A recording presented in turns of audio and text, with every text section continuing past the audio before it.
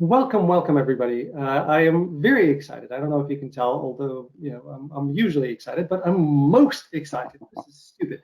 Anyway, I am very excited to speak to our next guest, Shaun Benson, about all sorts of things. And those of you who know my program know that it encompasses my love for the acting craft, it encompasses my love for certain projects, and it encompasses my love for martial arts. Shaun Benson has all of those three covered. So welcome to the program, Shaun. Thank you so much. I'm honored to be here. It's a pleasure. It's so much fun because again, it's being a movie geek. Anytime I hear the last name Benson, a smile immediately comes to mind because of Dirty Rotten Scoundrels. And yeah, Officer Benson. It's the first thing that comes to mind. Maybe it's because I'm weird, but that's immediately went there. And I don't know how many times you've watched the Dirty Rotten Scoundrels. I've lost count for myself. Zero. Should I be watching this movie? Oh my God, we need to stop recording and you need to watch Dirty We'll Rotten start Scoundrels. it again tomorrow night after I watch. For me, Sounds it's the great. TV show Benson. I grew up with the TV show Benson, and that's the with Robert Guillaume. That was a big hit in the '80s. So that's what people always confuse me with or called me. Well, now you have another one. And I came here in 1989, so I kind of missed that part. But the Okay. Dirty Rotten Scoundrels, I watched. So Steve Martin is in that movie. Kevin. I was going to say Kevin Kline, who's one of my favorite actors now. Michael Caine is in that movie. It is tremendously enjoyable film from just a pure fan experience and from a acting perspective. It is I'll check it awesome. out for sure. So, Dirty Rotten Scoundrels. I'm going to post it there. So, if anybody watching this has not watched that film, go watch it right after you watch this, of course. So wait, I know this is your show, but where did you come from in 1989? In Ukraine, I Oh, came nice. from the country that no longer exists. It's like the Atlantis. It was a country and then it disappeared. It was the former Soviet Union, Yeah. and then Ukraine technically. So when I Yeah. left, it was from the Soviet Union. When a few years later in the United States, I became from Ukraine. So it Right worked. on. Right on. Yeah. And by the way, and I have to be very careful about saying this properly. I was going to welcome you to the 45 Club, but I don't want people to think that I meant in terms of the previous president of the United States. Ah.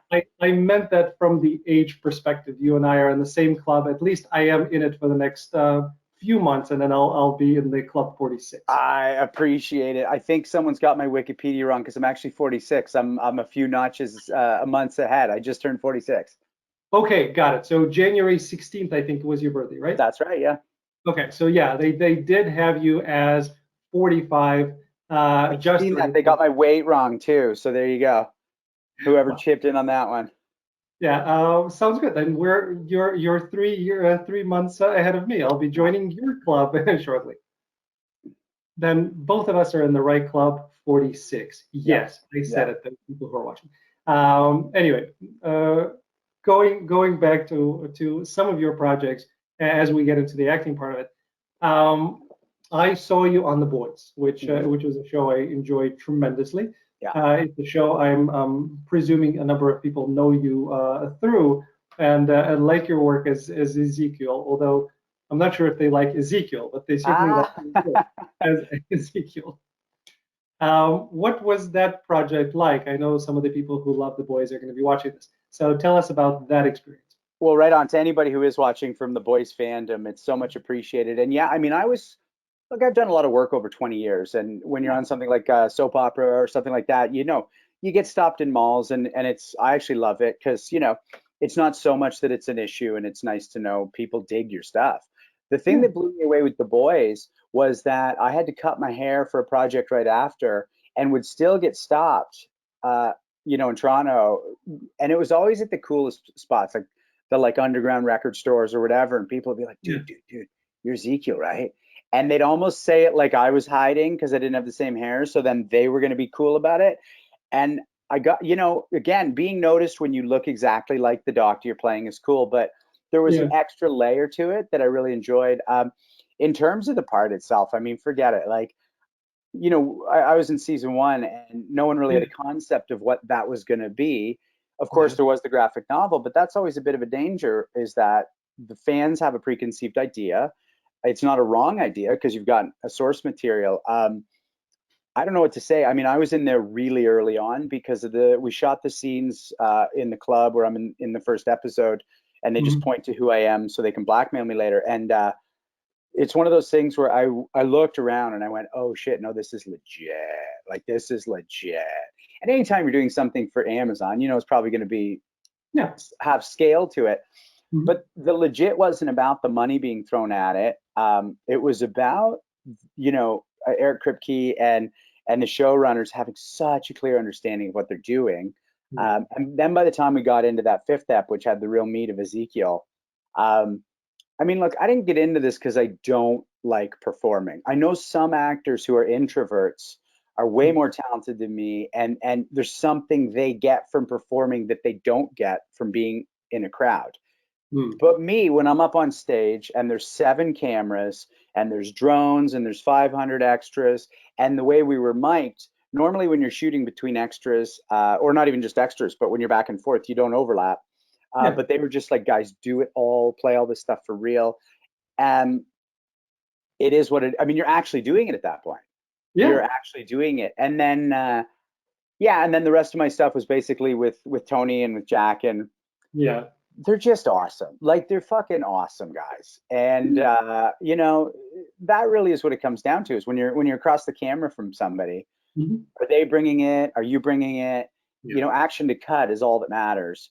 Uh, you could you don't want to be a jerk, but you could be a jerk if your action to cut's awesome. The Yeah. flip side is those guys are just so genuine and great, and we just play it every take. So I don't know what to say. I mean, the success of the show's been great. It gives me a little bump in, like I said, the hey, aren't you the guy from? Yeah. But really, it's just about those shoot days. Wow. Yeah, It's such a, the show is great. I love it as a fan. Uh, but from an acting perspective, everybody is just really, really, really freaking good. oh, And it's nuts. It's it, nuts. The Canadians who are on the show, I yeah. know probably 90% of them, but even Jordana, who plays Cherry, I think, Frenchie's girlfriend, I was watching her on the show. I didn't know her, and I was like, she's so good in this Mhm. role. And then I'm directing a little thing, and I was doing a script read through, and I was like, hey, we're mutuals online because, Yeah. hey, how are you? Um, and I couldn't believe how good an actor she was, because it's one thing when you're on set, you got the look, there's editing and music, but I'm sort of directing her and this other actor, Christian Brune, who you might know from Orphan Black and all that stuff that he does. Mhm. And I'm blown away by the talent. And I'm like, right, that's what this show does is they get people who are this good. You get to Yeah. be that role, but then you get to breathe into what the role is. Yeah. It's it just looked like a really, really cool set and an environment to be in. And again, it's a show that keeps you guessing that I really look forward to watching and seeing what they're gonna do with season 3 of it. My Yeah, goodness. yeah, Yeah. In some of your other things, and you mentioned that again, you've been on soaps and you've yeah, done that stuff, right? yeah. So some of that was earlier on in your career as you got going. What was that like in terms of just having that exposure and that type of an audience that is so used to having the show really become a big part of their life, and now you're one of the actors in it? What was that like of just interacting with the public? Well, that was an interesting one because I'd been on, so the first show I did in Toronto, and it was my first ever TV part, was a lead on a lawyer show that we did for 2 seasons called The Associates. And Mhm. so I did get exposure. I literally went from doing theater to being on billboards and Yeah. being like, driven to do the nighttime talk show circuit and all that. Now, I was 25 at the time, so I wasn't like 18 but at the same time, it was, holy crap, this is really happening. Um, Mhm. and so then that was followed by another lead in another TV series. So by the time I got to LA and booked the General Hospital, I had a Yeah. pretty relaxed.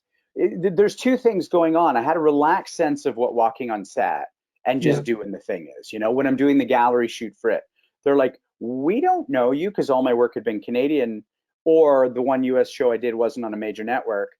And Yeah. back then, there weren't a lot of networks off of NBC, ABC, or CBS, and so they're like, "You're really comfortable in front of the camera." I'm like, well, that's one of the benefits we get by being a Canadian star is you go Mhm. down there having shot 50 or 70 episodes of TV and they don't know you yet. and they're wondering why you're, and I'll just say it like so good.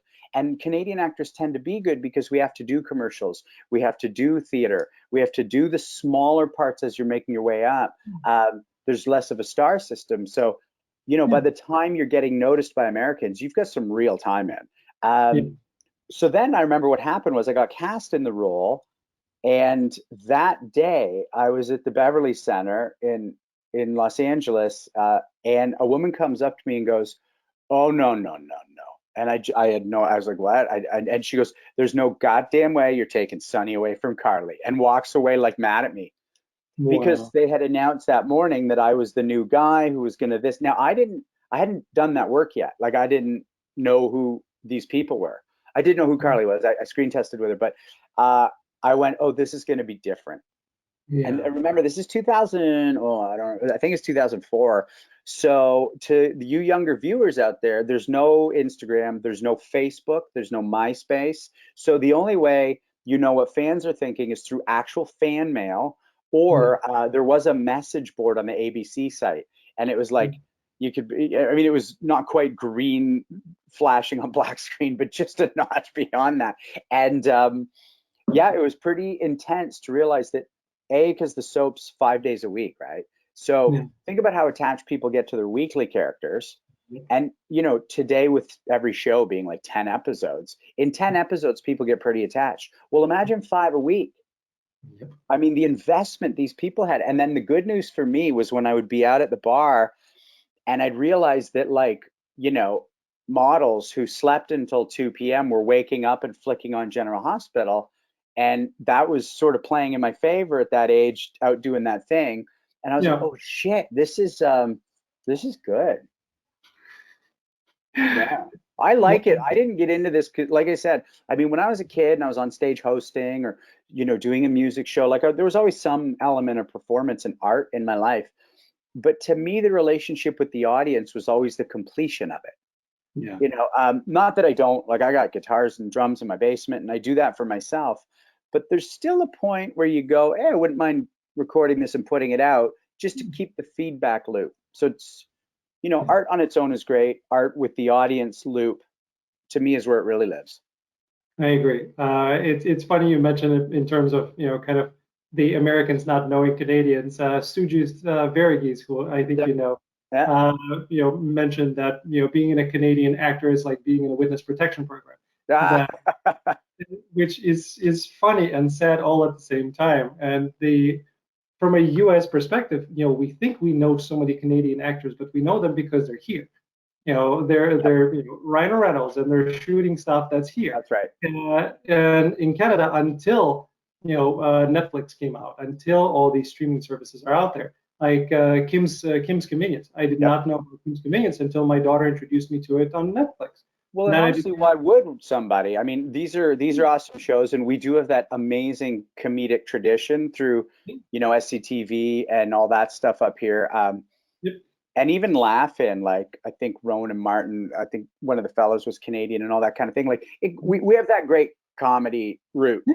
And but you're right, like until somebody goes and makes it there. And it's an yep, interesting thing, you know. I remember shooting a movie in France about 8 years ago, and there were people whose names I'd never heard, like not the Vincent Cassel and not the yeah, Gerard Depardieu or yeah, Marion Cotillard, meaning they hadn't been in a crossover movie or at the time like a Miramax Weinstein, you know, Chocolat kind of thing. mm, So I'm realizing that I'm hanging out with full blown movie stars. And I mean, you know, basically millionaire actors who, when we're hanging out at the bar, they have to be velvet roped off because otherwise it's too much. And nobody will ever hear of them outside of France. yeah, And I actually sometimes get sad that we don't have that here. I mean, I go between LA and Toronto, but generally speaking, I prefer Toronto because of seasons, because the city's, you know, just more industry town, mm, that kind of thing. I mean, LA is brilliant. I call LA my mistress, but my wife would be Toronto, and in that sense, it'd be nice if you could have that here. But the reason we can is because of the language. Because in France, they have the wall of the language, yep, and so they get Belgium and Quebec, and here we're always going to be the younger brother of the English language machine. And I love the machine, by the way. I don't say this as like a fuck the machine. I used to, until I realized how much the machine not only wants to pay me to act, but also wants to create work that then I'm going to go watch on Netflix or Amazon or whatever tonight. Like, I grew up loving the machine. And aside from my like 6-year hippie phase, you know, it's a good machine. It is, and that's another thing of, I was looking through IMDb Pro, and I'm thinking, how is it that you were not on an episode of Suits? Did I miss it, or? No. It's interesting. I early on was up for a couple roles, and we've diverged a bit more, but I made my career playing a younger version of Harvey Specter. Pretty much, yeah. Yeah, my first 3 years was just that guy on Law Series, that cocky, got the answer, and then has to eat shit every third episode for a mistake he makes through his cockiness. I love Gabriel Mock's work on that, by the way. I remember watching the first season and going, oh shit, he's doing what I got to do and way better. So there was a little bit of like, hey, he's a little close to Gabriel for him to do this. Yeah. And then there was a British recurring guy on one of the seasons. And that one I remember they talked to me about, but it just didn't, they went with the other guy basically. And that was kind of it. It's sometimes that happens. Now on that show, I wasn't as close to anything like that, but sometimes you'll be screen testing for the lead role. And when you don't get it, the other guy they gave it to is your height, your look, your vibe. And it actually becomes almost tougher to put you in as a guest lead than if it's just a totally random thing. So no, it's funny you say that, because I remember I kept, how am I not on the show? Right. There's another guy basically playing you, vice versa. So it's a tough match. It is. It's but again, another one of my favorite shows. It used to be, The West Wing was my number one drama. It still is. Suits was 2. Then Billions came out, and Billions became 2, and Suits is 3. So I love Suits. My only issue with Billions and Suits, and it's funny you mentioned them, is the same issue I had with Arrow. Because when Arrow came out, I was just like, oh, fuck, this is way better than it has any right to be. And then, as we know, it spawned that CW multiverse rebirth of that thing. And I, after about 3 or 4 seasons of all those shows, went rats. By being this successful and having fundamentally 22 ep seasons, they're looping. And there's only so many seasons where we can worry if Mike's going to get busted or not. There's only so many seasons where the Arrow has a reason why he's not killing people. And so I love these shows, especially with Billions. Like, we shuffle the deck and is axe this or that. It's like, damn, it's too bad, because you can't sustain it indefinitely. And the first time I remember seeing this was Remington Steele. And again, I'm not sure the demo of your viewers, but Remington Steele, if you don't know this show, is why we know who Pierce Brosnan is. It's one of the best shows ever made. But there was a point around season 4, 5, 6 where the will they won't they of him and Laura Holt, him being discovered by Keyes, the guy who was tracking them, like, it just gets too looped. And that's why, again, I think there is a runway, and then the runway ends, and it should stop right there. So, whether 3 seasons or 4 seasons, but it's somewhere in there that I think you're done, and that's okay. You know.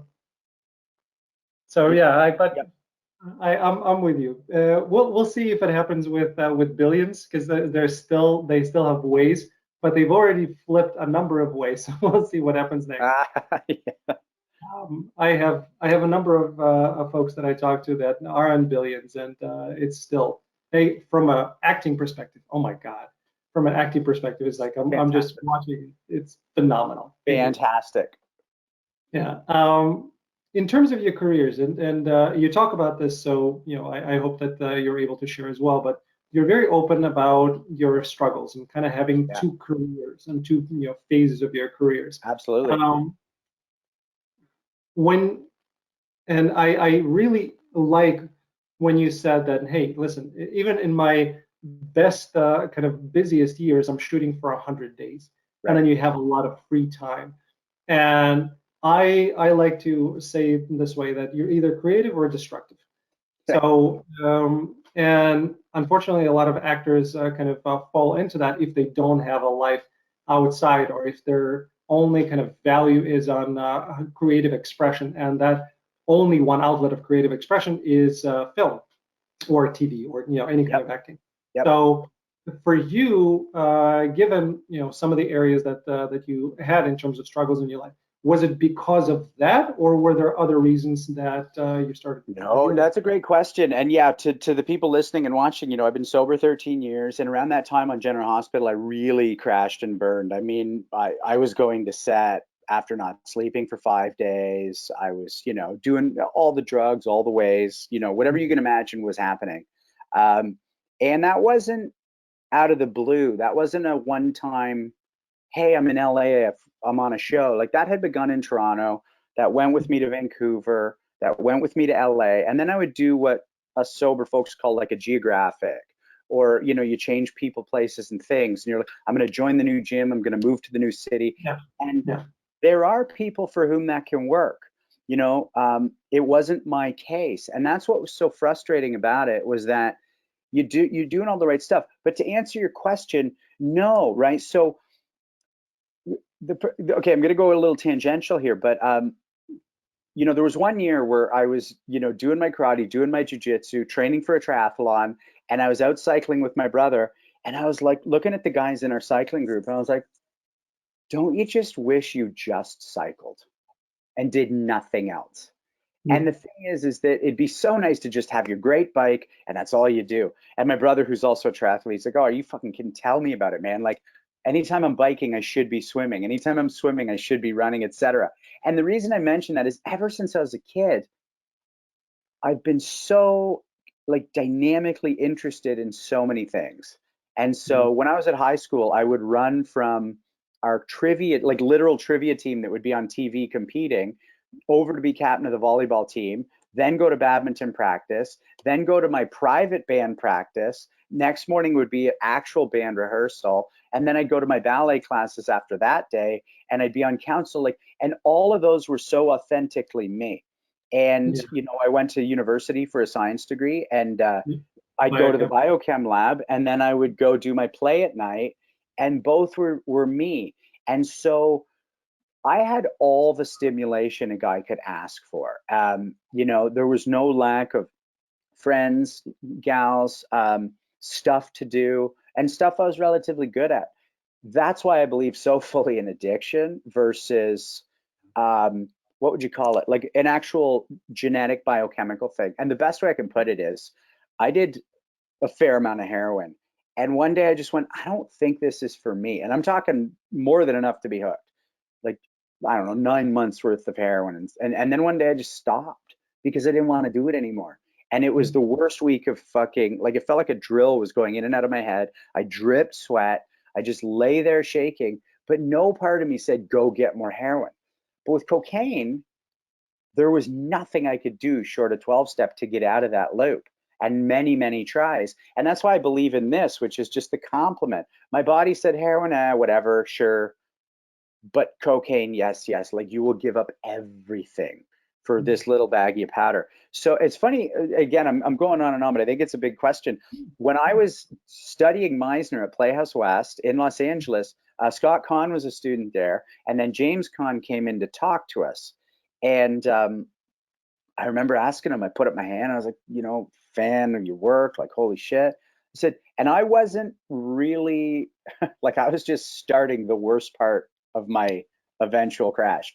And I was like, can you talk about hurting yourself as an actor when you're not, like, and he goes, I'm going to stop right there. I know exactly what you're asking. He goes, look, when you, like me, were #1 in the world for a moment, there's nowhere to go but down. And if the only thing in your life is your career, then you're only hurting yourself. And it's exactly what you said.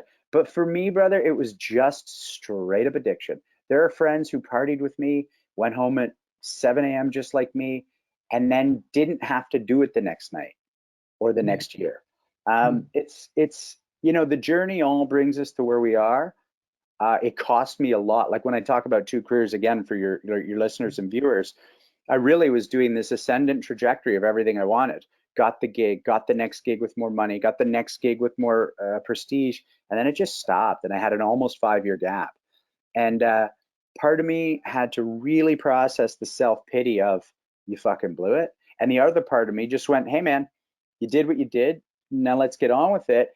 And maybe you won't get another crack at this, you know? And then 50 parts later, since getting sober, I'm like, okay, you know, you might have missed full movie stardom, Brad Pittdom. You might never had that, but you're good. It worked out. You're just fine. Yeah. Well, first of all, good for you. Thanks, Again, bud. it's you know, a lot of people go down that hole and don't come out of it. So the fact that Oh. is speaking volumes. So good for you. Yeah. One more thing on this particular topic before we dive off. If somebody is kind of there now, or they feel like they're there now, what advice would you give to them to help them get out of it? Great question. The first thing is there's not a lot of advice that they will listen to until they're ready.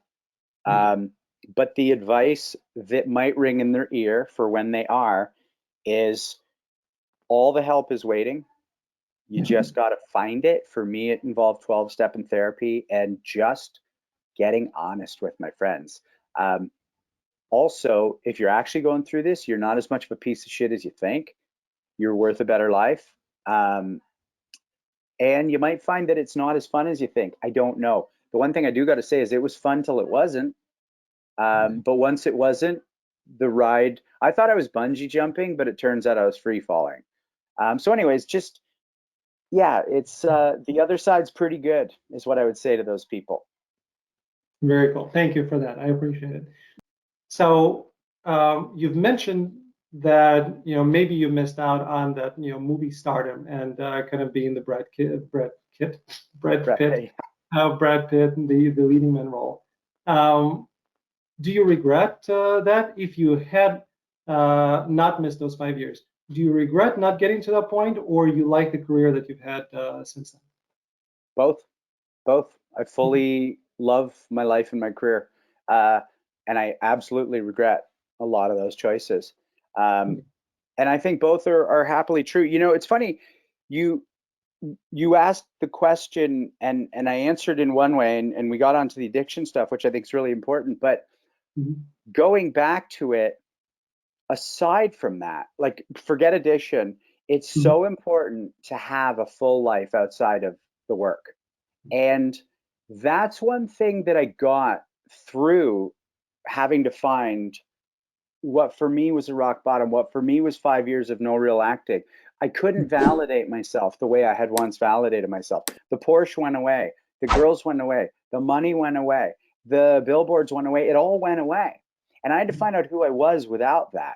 Now, the reason I say all that is that, you know, I teach acting in Toronto, and one of the things I tell the students is like, when you don't get the part, it should also be kind of good news because there's something else you get to do with the time. And I'll tell you a story. Today, I was supposed to go on a plane on Friday to France to shoot a film with Alexandre Lamy, and I was so excited for this. And I just found out that with the new lockdowns in France and visas, it's not on hold, it's gone.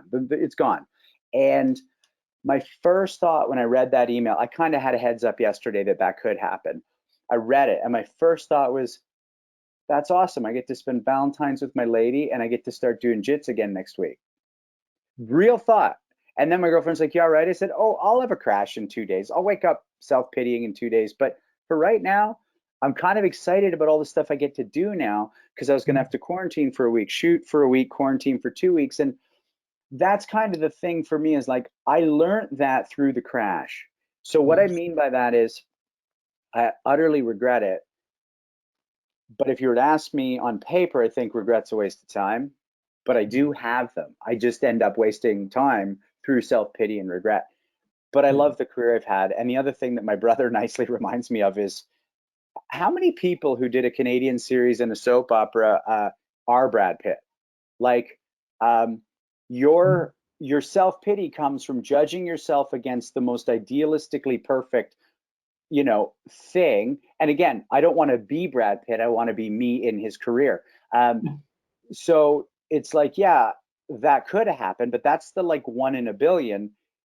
Where you're living is fucking 1 in 10 million. So you're good, man. And it's nice to have family and friends who I can be like, I feel low today. I feel self-pity today. And that's another thing I say is like, get yourself a crew. Get yourself a crew, and probably not guys or girls who all look like you, are your same age, and are auditioning for the same parts. Yeah. Because when you book the part, they'll be a little jealous. And when you don't book the part, they'll have a little schadenfreude. Like, have your crew who have nothing to do with this fucking industry. Yeah, always a good thing. And I like, even Meryl Streep. She says, look, I do this and I go away, and then I go away and I live on my, wherever is Montana or somewhere else that she lives, and just lead a normal life, and then come back in, do a movie, and then go away. Yep. So I think it's a better way of doing it, which leads to martial arts, and then we'll come back to my. I want to talk great. Are you still again a fifth degree black belt in karate, or in a one? Okay, when are you testing for your sixth one, or what's the process? It doesn't really work quite that way at a certain point. So fifth degree is a master's rank, and then like I have a club I run in Toronto, and then I'm always allied with my teachers who are about an hour away and 2 hours away, who I started with like 28 years ago.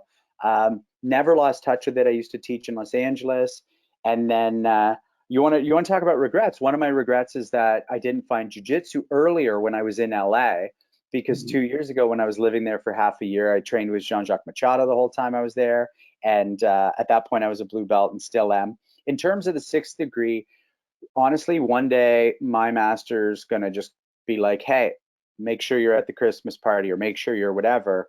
There isn't a single thing to do. The jiu-jitsu's a bit the same, actually. Karate, along the younger belts and even the first couple black belts, there is more testing. But I mean, jiu-jitsu, I remember the guy just says, you gonna be here tomorrow? I was like, yeah. And then he just hands me a blue belt. And it made sense, right? Because I was in my Toronto club. I had sprained my MCL. So I go to LA a week later, never rolled in my blue belt. I'm at Machado's club in Tarzana. And yeah, the best white belts were trouble. The new blue belts and I would grind it out. So I knew I was in the exact place I should be. And it was literally just some dude going, here, you're ready. And I like both. I like the super intense testing. You're going to have to do all your kata. You're going to have to fight 28 people. You're going to have to do all the push-ups, do the 10-page essay, do the history. I also kind of like the, hey, dude, here's your belt. It's a symbol of where you're at within the crew. Yeah, that's how I got my black belt, and I still don't think I deserve it for that particular reason. They didn't have to test for it. What are you doing? What art? Well, this was a little before, but it's, what is it called? The WUCA World. I'm looking up at my wall. It's a World Combat Arts Association or something like that. Right on. So one of the teachers came in. My teacher was there. We had kind of a workshop. I think I was a brown belt before that, or something like that. And then, at the end, he basically said, okay, now you're a black. I'm like, what?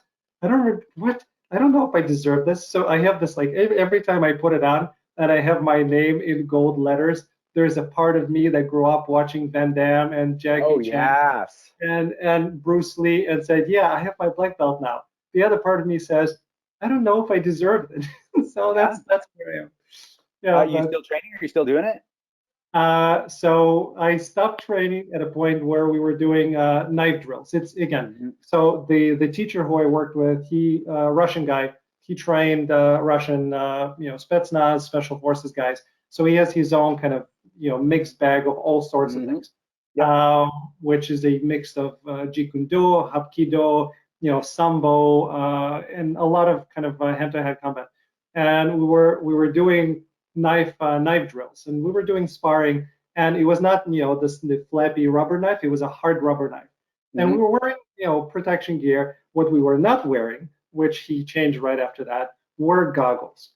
And a guy I was sparring against, which I always hated sparring, because the way that I'm taught is, if there is a situation in which I'm actually going to do something, I'm going to break your knee, or I'm going to break your arm. So I kind of, I'm doing things gently, and then other guys are not doing as gently. I get pissed off because they're not as gentle. I could never kind of find that It's way. a whole language. Sparring is a whole language. You have to find the common dialogue and dialect Yeah. to be able to trust people with it. And I did not at that point. And then, Yeah. doing that drill, I miss something. He goes in, I think I parry. And then that moment when you realize, like, ooh, did I just lose my left eye? I don't know. And I kind of opened up my eye and I can still see out of it. Said, okay, that worked, thank God. And then I look at myself in the mirror and, like, you can't see it anymore, but where my eyes, like right below here, there is a scar, and there is. Okay. And I said, you know what? At that point, I'm like, I don't know, 38 or something. I said, you know what? Why am I doing this? And that was it. Then I did, Tai Chi, and I kind of started doing more of that stuff because I'm much more in the softer styles. And now my son, I got him into a Jeet Kune Do school with Eskrima and Silat and all sorts of fun stuff. And now I want to do it again. But I basically will go and I'm going to do it. You will not regret it. You will not regret it. I'm like, I'm not going to have any sparring. I'm just doing this for me. I'm just doing this because I love the art. I've learned long ago, in martial arts, there are fighters, and then there are people who love the art. Right. I am definitely the person who loves the art. I'm not the fighter. And I Yeah. know that to be true because when, like, the fighters come in and you stand against them and you look at them in the eyes and you just want to bow and go away. Right. So I'm definitely not that guy. So if It's I good have to know. It's good to know. Yeah, so always loved martial arts, Yeah. kind of started with judo, did karate, did some other stuff, and then went this. But it's kind of that part where I've had martial artists on, I've had actors who are martial artists on. It's will be a part of my life forever. I just Right know on. that I know where I am and where I'm not going to go. Yeah, I can't get enough of it. I mean, it's all aside from like mountain biking and a bit of working out, like it's all I want to do. And today I was at the gym, like I have a key to the basement of the closed gym, and Mhm. I'm not doing anything. But we had these bubbles when we had so in Ontario, which again for the U.S. viewers, Ontario is like a state, it's a province, Yeah. and we went Mhm. from 5 to 10 person bubbles. And because I was living with two people at the time, the only way to make it work was for us each to add one person. And the only person, I mean, of all my friends, of all my family, I called a buddy who I've met maybe 5 times in my life. But I was like, hey, Luke, he's an actor, by the way, he's incredible. And I was Mhm. like, Luke, you want to do this? You want to bubble up? Like, you want to? And he goes, yeah. Like, yeah, I've been dying to figure out who I can do this with. So we've been meeting 3 to 5 days a week, rolling our fucking asses off. Yeah, it is what it is, man. And the injuries come for sure. I've had a lot Yeah. of stuff because I am on the fighter side, and I want to, I'm not worried if I get a nose broken or, I've done the syringe in my ear where I'm pulling the blood out, and I don't care if it happens in between a job. Um, if my next 10 rolls are with a broken nose, who gives a shit? That's how that guy looks. I just Yeah. can't do it in between shoots. And Yeah. Luke right now, he's on C, the Apple TV show, and so literally the reason we're only rolling again February 11th is because he has to shoot the 10th. I got you. Yeah. It's a fun thing, and Yeah. my son is finally into it. The 2 years of taekwondo that he did, he was not into it, so he didn't want to do martial arts after that. I finally got him into this because he started. It's that age, 11 years old, and he's starting to get some bullies, and Sure. I'm like, okay, you're going back to martial arts, but you're going Yeah. to. No offense to taekwondo, I love it. I love kicks. Jean-Claude Van Damme is how I started. But in terms of real applications of what he wants to do, that's where I'm kind of putting him. So God forbid he ever has to use it, he at least Yeah. knows what. Yeah. So anyway, Yeah. back to Meisner.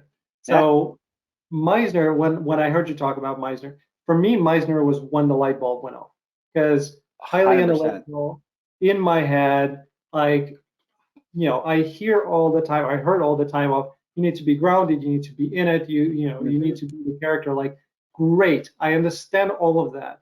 But until I did Meisner, I wasn't able to get out of my head. Then I started doing Meisner and viewpoints. I'm like, oh my God, this is what it's like. Okay, much more fun this way. And I heard you talk about it, and it seemed to be that same kind of progression. 100%. You're describing my experience. And I found Meisner after doing 2 years of theater school, like 10, 15 plays, including lead roles on 2 TV series, shooting blockbuster films, and never understood why I was brilliant one night and decent the next. Or in the TV world, I mean, with the theater, you get enough rehearsal that you're never going to be shit if the thing's kind of up and running. In the TV world, could literally shoot a scene one day that was like producers are going, "Holy fuck, we got the next whoever here," and then the next day they're like, where'd that guy go?" And this was pre-drinking and drugging. So until I hit Meisner, I didn't understand. Well, I was going to say how to create character, but that there is no character, you know. So what would happen is on those random great days, what happened was something about the coffee and the craft table and the person I was working with made me show up. You show up with adjustments, and again, for your viewers, like character adjustments exist. I put on the accent, I wear the outfit. The internal motor can even slow down or speed up, but it's me. It's all me, and that's where it gets beautifully. Like I always say, Meisner's method with a small m, which it is, but I actually think it's the method, and the reason is because there's no leaving the moment when you're in that juice. So I found that around age 28, and I'll be dead honest. I mean, I haven't always done incredible work, but I've never done bad work since I found that. And for me, it was night one. Like I'm talking night one. This woman named Sandy Marshall in Los Angeles, who I still just had such a fabulous experience with start to finish.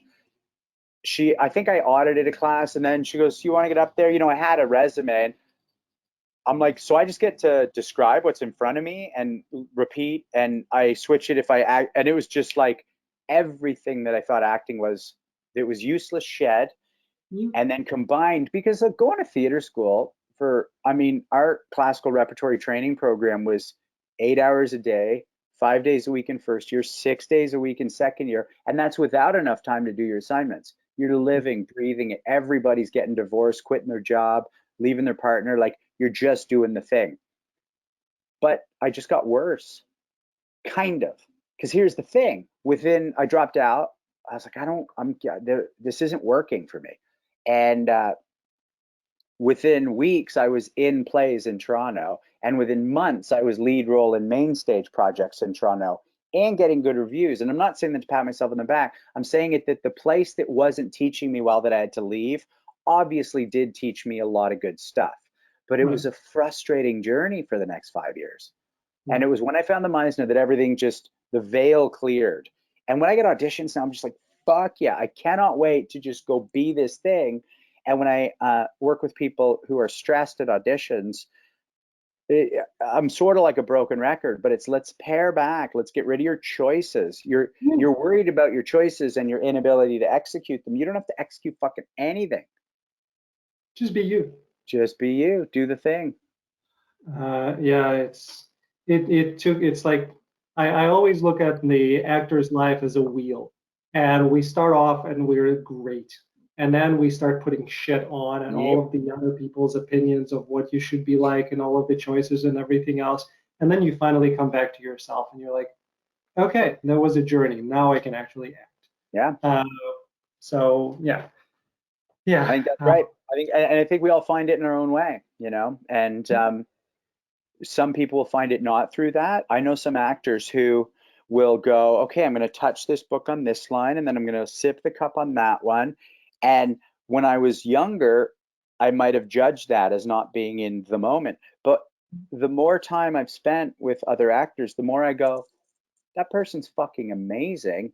And them figuring out where to do those things is actually giving themselves permission once the camera starts. Because that's the thing, right?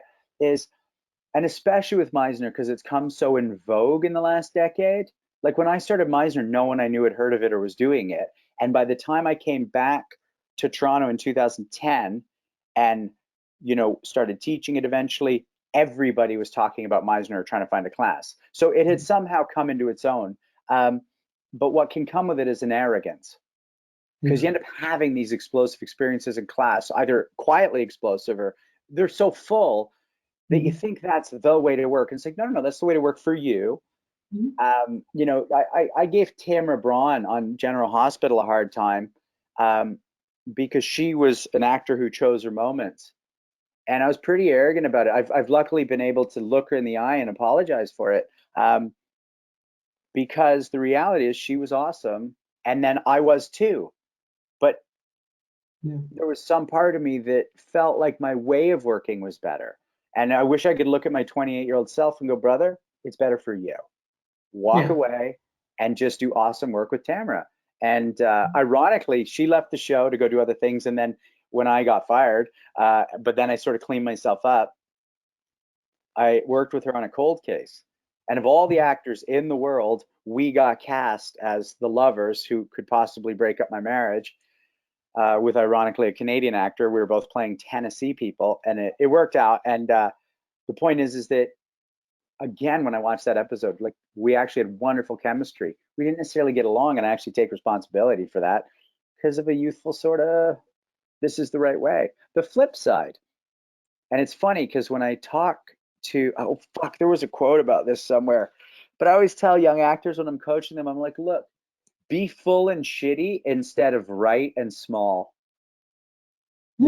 If you come in and you're angry or you're bursting at the seams, we'll do something with that. We will make that fucking awesome. If you come in and you don't have perspective and you don't have a fire or a juice or a need, I'm not sure what we're going to do. I'm not sure what I'm watching, And so that's the one thing is that, I've been lucky enough to look, like, let's say Tamara in the eye and go, look, I'm so sorry about that. You're fucking great. You were great. But I also stand behind the fact that I cared so much and believed so fully in that thing. You're right. And I've gone to teachers who are very highly regarded, and they're talking about how to break down script and how to find those beats and how you really need to decide of what your shtick is, and that's the only thing that works. And I just want to throw up because it's completely counterintuitive to me, because I want to be in that character, and then every take is going to be different because I'm going to feel different in that take, and that's the type of actor that I am. But it just that person doesn't work for me, I go work with somebody else. So I hear that. That's what I did. So to wrap things up, and again, this has been a lot of fun for me, and I know we could talk for a lot longer. What advice would you've mentioned this, but what advice would you give to yourself, the younger version of you, from your vantage point of a 46-year-old having gone through it? I have talked enough about other things. First off, that guy wouldn't listen, so the advice would be like, and I actually don't like to give advice unless it's asked for, because I truly believe that unsolicited advice is criticism. And so if somebody doesn't ask me, and that young kid would not, maybe he would ask this guy, but that young kid would have thought this guy didn't make it and might have ignored his shit. And he wouldn't have known to look for the calm because that guy wasn't interested in that. That said, I think the big thing at every moment is just chill the fuck out, because it's all going to work, And I was actually talking to a friend about this the other day, like, when I was 5 and things were tough in my household, you couldn't have told me that at age 15 I was going to be like in a rock band, and like I was going to, have a bunch of friends at summer camp and know how to sail and like do backflips and but 15 there was some rough stuff, but there was no way to tell that kid, dude, at 25 you're going to be shooting lead on a TV series, like, but you got a bit of a drug thing, but by 35 you're going to be sober, and then, oh wait, but by 35 your career's in the tank right now. But there's no way to tell that guy you're going to own properties in Toronto and you're going to be on major TV shows, and who knows what it's going to look like, but you're going to have love, and you're going to, so when I get down on myself now, I just try and remember, like, dude, in 10 years you're going to look back at this and go, hey man, what was all the stress about? the goals and the drive is beautiful. Why not make a new film? Why not write a new script? And why not keep motivated? Because I'm really internally big on that. Like, there's no reason I'm going to go to the basement and do squats tonight other than the fact that I love that shit, man. And it's another day to do it. And the one thing I know, and when you asked about regret, the regret isn't for what I did as much as the time I wasted. You know, the regret is that from 25 to 32, I was pretty much giving up. Like, when an ex-girlfriend of mine, wonderful person, Laura Harris, you probably know her from some stuff. She used to call it the actor's passport. And, you know, I kind of blew the actor's passport. Yeah, it got me into the club and it made me cool enough for like 10 minutes to, like, I don't know, do a line with whoever. But that's cool once. That's not cool for fucking 7 years, man. That time I could have been traveling, could have been interviewing interesting people or whatever, you know, because they're like, oh, you're acting, come, you know, you do get a passport. So in any case, the advice to that young guy would be like, your potential is unlimited, but your time is finite. I'm gonna write that down.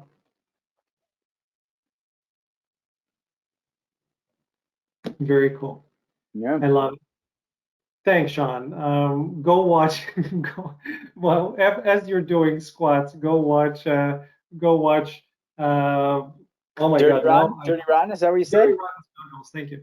Dirty Rotten Scoundrels. Go watch By it. the way, I'm not trying to pitch this for your viewers, although you might enjoy it. But I actually host a karate show. It's not quite a karate show, but it's called Punch, Kick, Choke, Chat. And me and 3 of my teachers, the 74-year-old 10th Dan, the 60-year-old sword master, who's the first Caucasian, I shit you not, he went in 1988 to Japan, and he's the first Caucasian to win the Japanese sword championships 4 years in a row. He's also a judo champ, and then my teacher is a multiple-time world champ. The point is that we host this thing called Punch, Kick, Choke, Chat. So almost every Thursday, we get a master in, and we'll just interview them almost the way you've done me. That's awesome. So you can check this out on YouTube, but you may dig some of it, and it might stimulate a bit of your vibe. We're mostly focused on karate, although we've had Aikido masters on. I don't know if you've read Angry White Pajamas. We had Bob Mustard on, who's one of the guys. Have you read the book? I have not, but I know it. You'd probably love the book. It'll make you go rededicate yourself. But anyways, I could go on and on, but the point is that it's a really fun and varied way for us to get a sort of living history of a lot of these masters. You might dig it. I absolutely will dig it. I will find it, and we're going to put it right below the video so everybody else can dig it as well. You being the martial arts fan, I don't know, again, not pitching other shows, but you know, a guy that I think you'll know. Do you know Scott Adkins? No. Scott Adkins? Scott Adkins, he's a martial arts, I'm going to call him a superstar. I think he is. Okay. He's been in the business for a while, so he has done a ton of really good martial arts films. So what he did, and Scott, if you're watching this, thanks for taking my idea and running with it and doing it better. So he has his Art of Action interview series where he interviewed every freaking person that I love in the martial arts film. That's awesome. Good for him. 80s, and they're great. So I keep watching that. Love it. You know, trying to talk to the same people. Anyway, so we're gonna have yours. I'm gonna add that to my list. Cool. You can check it on YouTube, and again, you dig it or you won't, but you'll get a good sense of it right out of the gate. Perfect. I absolutely will. Thanks, man. I really appreciate it. Nice to get to chat with you, and stay in touch. Let me know how things go. That's awesome. Thanks, Alan. Real pleasure, and see everybody. Thanks, and thanks everybody for tuning in. It's another episode of The Love of Acting. You know we're passionate about acting, martial arts, and everything that's in between. So thanks for doing it with us. Appreciate it. Cheers.